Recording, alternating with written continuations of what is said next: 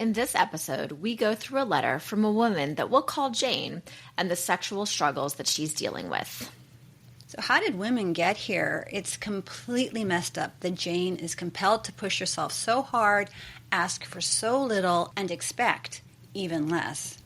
Why does communicating about sexual needs, setting boundaries, and negotiating seem to be such an impasse for most women? More importantly, what can you do about it? Make sure to listen because this podcast will give you the tools to create a sex life that is fulfilling for you. We are thrilled to partner with XNs who are all about making your sensual experience the best it can be. Xsense has an amazing and luxurious cooling arousing gel that is perfect for those motivate me moments that we'll tell you about halfway through this podcast. We love what Xsense is doing for your sensual and sexual experience. Check them out at xsens-usa.com. That's EXSENS-USA.com. Welcome to the Sensational Sex Podcast, where we help women in long-term relationships thrive after the honeymoon stage is over. Are you a woman who wants a deep, intimate, and satisfying connection with her partner? Of course you do. Amy Rowan and Dr. Trina Reed have the answers, and all you have to do is join us each week. Soon, you'll be that woman who effortlessly has a satisfying sex life. Follow us on social media at Sensational Sex Podcast. Share this episode, leave a review, and thank you for subscribing. Now, let's start the show. Hello, beautiful people. I'm Amy Rowan, the suburban sexologist. Thank you for listening to the Sensational Sex Podcast. We're so happy that you're joining us. And I'm Dr. Trina Reed, and even though your sex life will never be perfect, you can create a sex life that is perfect for you, and we're here to help you with that. Amy, I love your t-shirt. Thank you. I like your t-shirt too. And thank you. Yes, so cute. This is a different one than I wore last time. I like it though because I feel like it's a little more subtle. It is subtle, and for our subtle women who are listening, this is a perfect t-shirt for them. Or you can be more in your face. I don't know. Whatever you prefer. Whatever you're in the mood for. We've got something for you. We've got you covered. And wait, do you have a coffee mug? I do. Oh. And I'm also wearing Motivate Me panties. So there you go. I'm kitted out. I'm not going to show you my panties though. I'm sorry. Okay, you can imagine. We have to keep a little something under wraps. Maybe you'll surprise your husband with that tonight. So, Amy, why does every listener need a Motivate Me t-shirt and coffee mug? Well, this is an easy way to remind yourself to learn to initiate sex and, most importantly, to ask for what you want. This t-shirt, it's like a Swiss Army knife. It's an easy way to initiate sex, communicate, and ask for what you want. Can you imagine what your partner would say if they saw you wearing this? I know what they're going to say when they see you wearing this, and it's all good things. So if you want your very own Motivate Me t-shirt, coffee mug, maybe you want some underwear, you're in luck because we're doing a limited sale from November 11th to 25th. And you can go to our website, sensationalsexpodcast.com, to find out more details. And the sale starts next week. You know, you can't really see it on the screen, Amy. It's hard to read. But you notice that the hashtag at the very bottom, it says it's all about me. So this week we're talking about whether you are worth it, which is a pillar to you being sexually fulfilled. So every sex expert under the sun talks about the importance of communication. And communication is quintessential to a fulfilling sex life. And however, even though most of us know that theoretically communication is extremely important to couple happiness, why does the average person have difficulty communicating their sexual needs? The foundation, the core, the root of this is feeling worthy. Understanding what you need from the sexual experience, which may be and probably is different from your partner, and then asking for what you want is all based on whether or not you feel worthy of getting it. Worthiness is this really big topic, and yet it's pretty vague. So to help make it more concrete, we're going to go through a case study and break down why a person we'll call Jane doesn't feel worthy. Then we'll give you 3 ideas on how you can feel more sexually worthy at the end of this podcast. So the following is an actual letter from a woman that we're going to call Jane. And as we go through Jane's story, I want you to really listen to it in terms of how Jane doesn't feel worthy enough to ask for what she wants in her relationship. Listen to see if you can relate to Jane's experience and where you might be feeling unworthy in your own relationship. So listen to what her situation is, make mental notes of what you relate to, and then take those notes to the end of this podcast. For example, does Jane's letter make you angry, sad, frustrated, or something else? And I want you to pay attention to how is your body reacting. When you pay attention to that body reaction, everyone in our body, we have a place where we feel a yes and a place where we feel a no. And so if you are familiar with that no spot, that's where you want to really make that mental note. Here is Jane's story. Jane wrote us an email and said, I am 42 years old. I had a baby 3 years ago, and I'm not overweight or depressed, but I have absolutely no sex drive. I wouldn't care if I went the rest of my life without sex. Though I do have sex with my husband at least once a week for his benefit. He tries to get sex at least 2 or 3 times a week, and I usually let him know that I'm just too tired. She goes on to say, I get up at 5 a.m. every morning and get my 3-year-old daughter ready for daycare. Then we're out the door by 6:20 a.m. every day. It's very stressful trying to get her ready. Then I commute to my job and work for 10 hours before commuting home for 45 minutes. I finally get home at 6 p.m. She continues, I'm angry with my husband for asking for sex when I'm so tired. I think it's selfish of him to think that I'm going to have sex for an hour starting at 10 p.m. when I have to get up so early the next morning.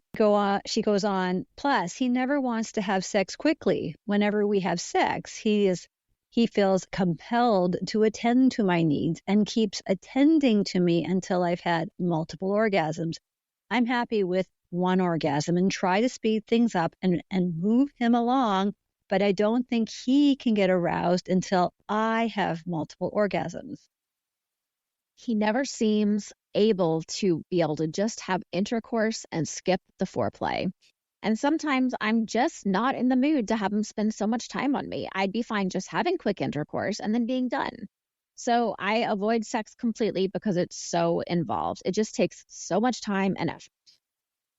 During most of our sexual encounters, I don't fake orgasms, but I do think of other stuff, mostly that I'm not into the sex. I wonder why he can't just move it along. He has no idea I don't really enjoy our sex because I do have orgasms and tell him how great it was each time. Is it wrong to keep this up? I love him and I don't want to make this an issue in our marriage, but I am miserable inside because I feel that every time we get into bed or if I ask for a massage or some other touch, he turns it into sex. And I've never had a big sex drive, but it has diminished completely after the baby. What should I do? I think the big question is, why are women still here? Let's just acknowledge how completely messed up it is that Jane is compelled to push herself so hard, ask for so little, and expect even less. And the real sad thing here is Jane is the norm. This is not the exception. But her situation could be fixed relatively swiftly and efficiently if she had a direct conversation with her partner. ding, ding, ding, ding, ding. That's what this podcast is all about, and what we as women are working towards, believing we deserve to easily have a conversation where our sexual needs matter just as much as our partners, that you are sexually worthy. And in order for Jane to move into believing that she's worth having the sex that she wants, there needs to be a shift in her mindset from negative to positive.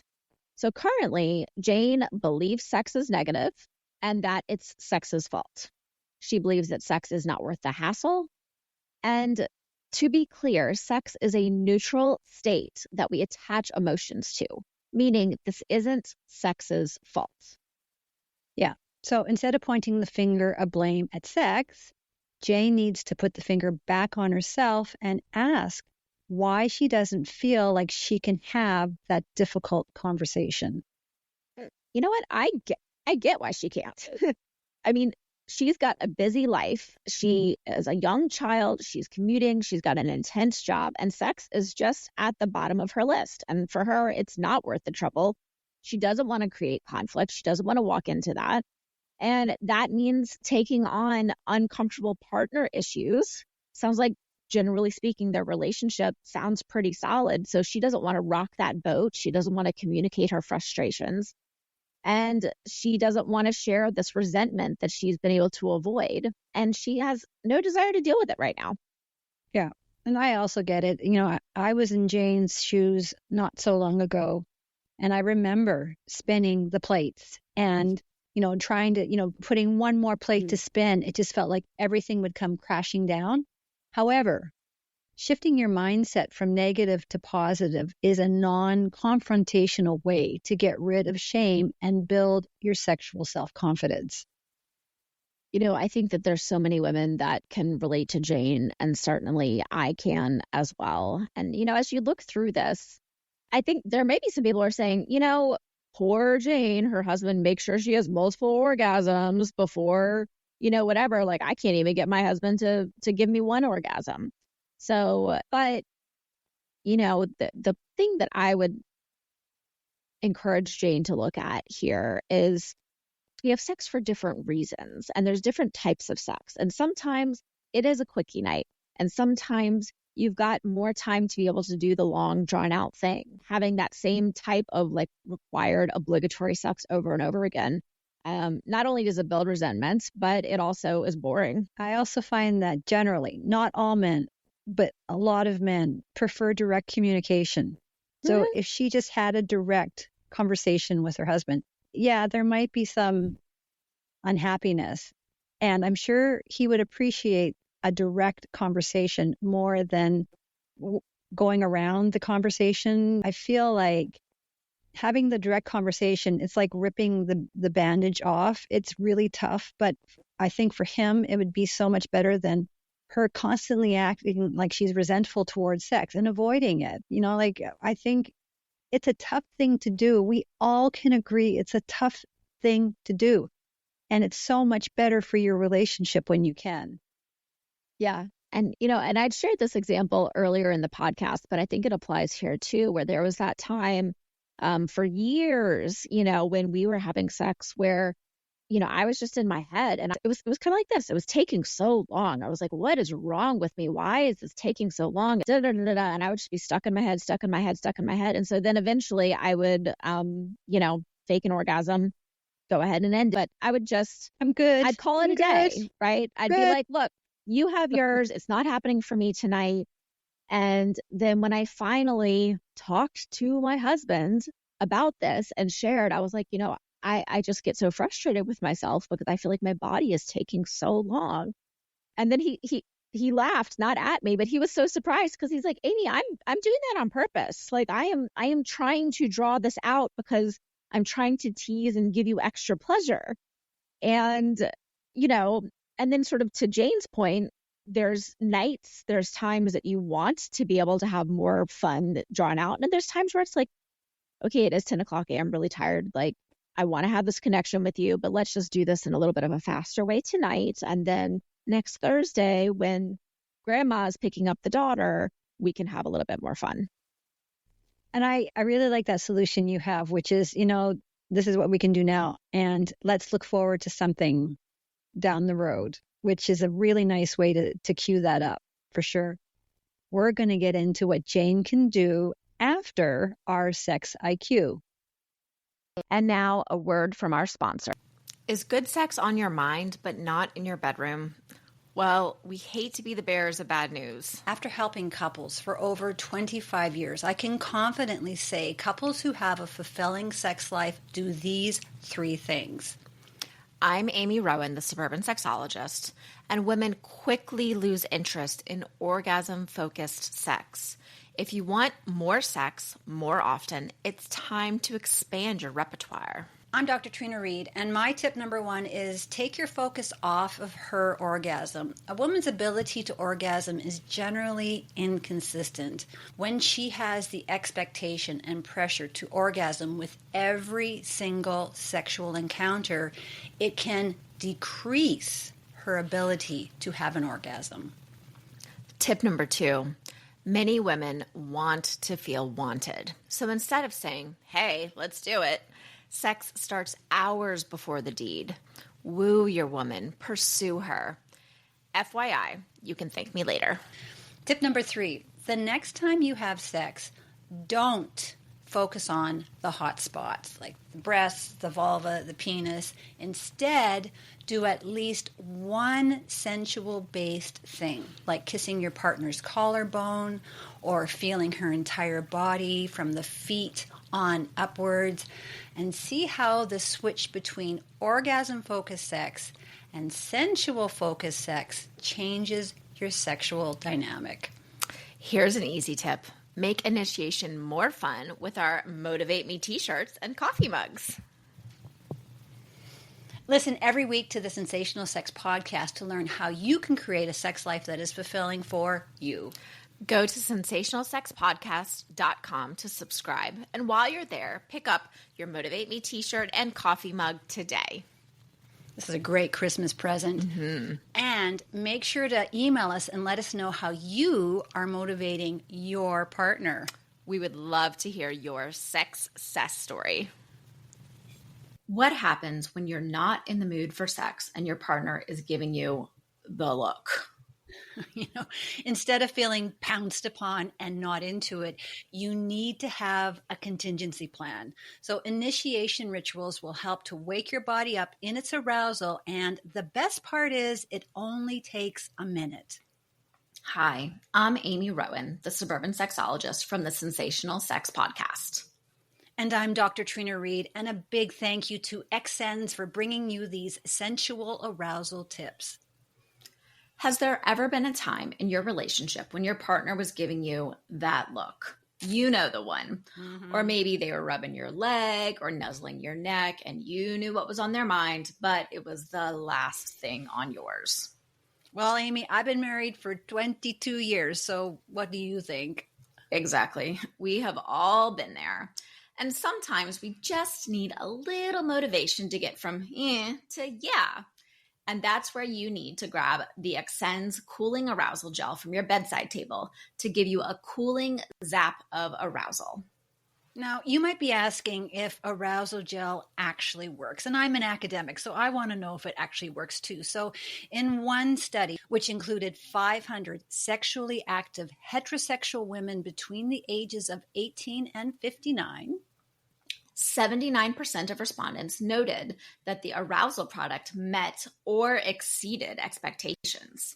78% of respondents reported increased sensitivity in their genital area, and of these, over 90% believed that the gel made their intimate experience even better. And most agreed that the gel enhanced arousal, orgasmic intensity, pleasure, and satisfaction during their sexual activity. The best part, it's super easy to use. Apply a small drop to your clitoris, penis, nipples, or anywhere that cooling is desired to discover intense and explosive sensations. So just use one little drop to start. You can always add more. And the best thing is there are up to 100 applications per bottle.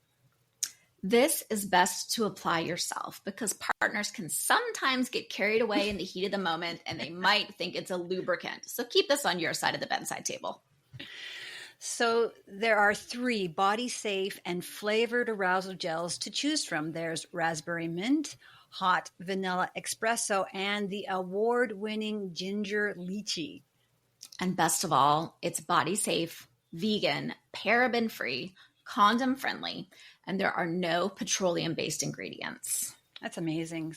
And it gets even better.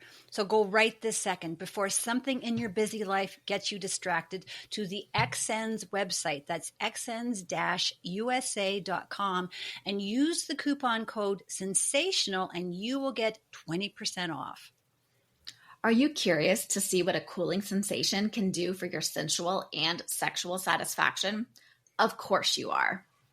So make sure to have this discreet bottle of XSENS arousal gel in your bedside table and find out how it changes your sexual experience. All right, so let's test your sexual IQ. Ready. Who enjoys casual sex more, men or women? Or does it depend? So the answer is depends. If there was not an orgasm gap, men and women would most likely enjoy casual sex equally. Women do very much want and enjoy casual sex. However, men often fail to prioritize female pleasure. One study of college students found 91% of men and 39% of women always or usually orgasm during a sexual hookup. And this study found that orgasm rates don't vary by sexual orientation for men, but, and I think this is fascinating, they do for women. Lesbians are more likely to orgasm, with one study showing that 86% reported usually to always having orgasms. Well, it makes sense. I mean, if you're with another woman, she's going to know where things are and how to do things, and that's going to be her priority. I don't know. For me, this study was a bit of a no-brainer. Yeah. No, I think it does make sense, but I think it also highlights the disconnect, right? Another part of the study showed that in first-time hookup sex, so the statistics we shared was sort of overall, but first-time hookup sex, 55% of men and only 4% of women, 4% experience an orgasm in first-time hookup sex. So, when you look at that, you just see how big that gap is. And then honestly, I kind of question that 55%, though. I feel like that number should be higher, but, who knows? I feel like if women felt more sexually worthy, she'd be able to have that conversation with a hookup partner. Hey, do a Samantha Jones from Sex and the City. Yeah. No, you're not doing it right. Keep down there, stay at it.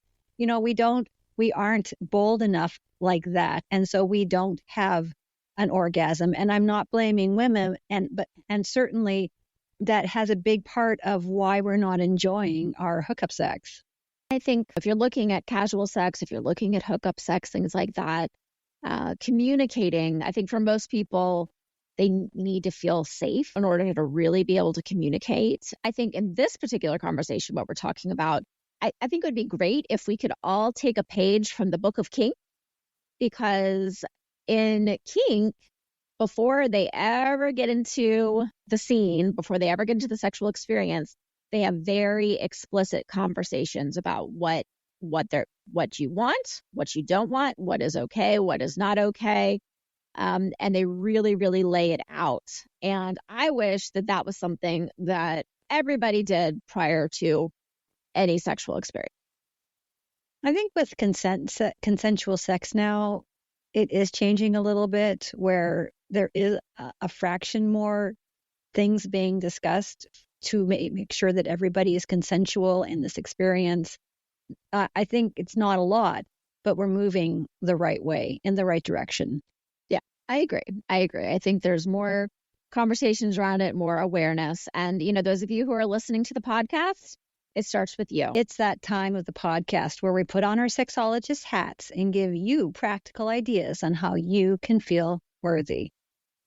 So first, what we're going to do is unpack Jane's experience, and then we're going to pull some key lessons about how Jane can reasonably turn her situation around. Though there are several good reasons Jane has low desire and arousal, we're going to take the emotions out and we're logically going to break down her story to understand why. So Jane is exhausted. She's exhausted from lack of sleep. She's exhausted from stress. She's running on empty, and she feels like she has very little time to herself. Jane can orgasm and is okay with the bodily act of sex, so she can rule out any medical issues. She walks into the sexual experience full of resentment and anger. And she puts her needs a distant second to her husband's needs. Even though he does make sure that she comes first, she experiences multiple orgasms with most sexual encounters, and yet she still does not desire sex. So there has to be more to her sexual fulfillment than simply having an orgasm. Yeah. Jane is choosing to have obligation sex. And each time she chooses to have obligation sex, her guilt, shame, resentment, and anxiety grow. And she isn't comfortable or confident enough to discuss her unhappiness about their sex life. But she feels miserable inside. Those are her words, because when she asks for her needs to be met, it turns into something that she doesn't want, which is long, drawn-out sex. Jane, I'm doing that. I can't believe this. Jane believes this is her fault. She says, is it wrong to keep this up? And there's something wrong with her. She says, I've never had a big sex drive. To be clear, Jane is not broken. The sex she is having is broken. Jane is fine. I just had to say that. Her lack of sexual desire and arousal are a natural response to the demanding situational factors in her life. Jane needs to let go of the shame and self-blame. So how do you think Jane's relationship and sex life could change if she assertively discussed one or all of these points with her husband? How do you think her husband would react to hearing this? What do you think? Realistically, I think he'd be upset. And I think when we don't tell our partner anything for a long time, it doesn't have to be sex, but if we're keeping a secret from our partner, of course they're going to be upset when they first hear it. But once it's out there, you can start setting some sexual boundaries. And I find that women who don't feel worthy are absolutely unable to set sexual boundaries with their partner. Yeah. The other thing too is, I think so often, and again, this is the nurturer, this is the carer in us. And, her fear of him being upset, her fear of rocking the boat is what's holding her back from sharing this. But, the other thing to consider is he might be grateful to hear what she's really experiencing. I suspect that he probably already kind of knows that. I think that he may have some inclination, and having it finally validated, having her finally speak up and say, look, this is what I'm experiencing. This is what I'm feeling. I would really prefer to do this instead. And then opening up to that honesty. I always like to assume the best, but prepare for the worst. So there's a possibility too that he might just say, I'm so glad you finally shared this with me. What can we do? How can we work this out? How can we make this into something positive for both of us? Amy, let's talk about what Jane can do. So Jane's busy life has her rushing around with a demanding job and a toddler, and her sexual experience needs to evolve to suit her new life circumstances. So she's trying to fit her new life into the old way that they had sex, when in fact, sex needs to fit her new life circumstances. And I think that's the shift that a lot of women don't get, is sex needs to fit your life, not the other way around. Yeah, absolutely. And we go through these different reasons and seasons and stages of time. And especially when You've got the little itty bitty ones when you've got the babies and the toddlers. The days feel long, but the weeks just fly by. But you feel like you're never going to get sleep again. You feel like you're never going to have time for yourself again. You feel like you're never going to be able to go to the bathroom without some tiny little person wanting to be picked up and held. But those stages do go through. And so as you are experiencing these different life stages, that's a great opportunity to talk to your partner and say, this is what our life looks like right now. How can we prioritize and make our sexual and physical connection work with how things are going on right now? And so what Jane needs to do right now in this season of her life is she needs to prioritize her sleep and self-care. Amen, sister. Prioritize your sleep and self-care. Oh my gosh. Yes, she needs to prioritize that. I am grouchy if I do not get enough sleep. My husband, he knows it too. So he's like, Amy, go take a nap, because I'm like, you can't deal it. Like I'm like a toddler. If I've not gotten enough sleep, you do not want to be around me. And I'm generally pretty pleasant to be around, I think. But when she prioritizes her sleep and her self-care, this is going to create more energy. And with that energy, she can reconnect with herself and with her husband. Now, the best case scenario is she has a conversation with her husband and says, dear husband, sometimes sex is going to be about what you want, multiple orgasms and intercourse. And sometimes sex is going to be about what I want. However, this means she would need to assertively discuss, set boundaries, and negotiate her needs with him. And what this means, and this is the really hard part, especially for someone like me who likes to avoid conflict at all costs, but you're potentially walking into that conflict. Being able to communicate your sexual needs, setting boundaries, and negotiating can really seem to be like an impasse for most women. They don't want to rock the boat. They don't want to say anything because they're afraid of that conflict. And yet, avoiding conflict is the reason women stay stuck. The majority of women actively avoid walking into a complicated mess, especially when it involves sex. And the thing is, avoiding conflict is why women stay stuck and feel miserable inside for the rest of their lives or until they move on to their next relationship. If you're listening to this podcast, you are worth so much more than this.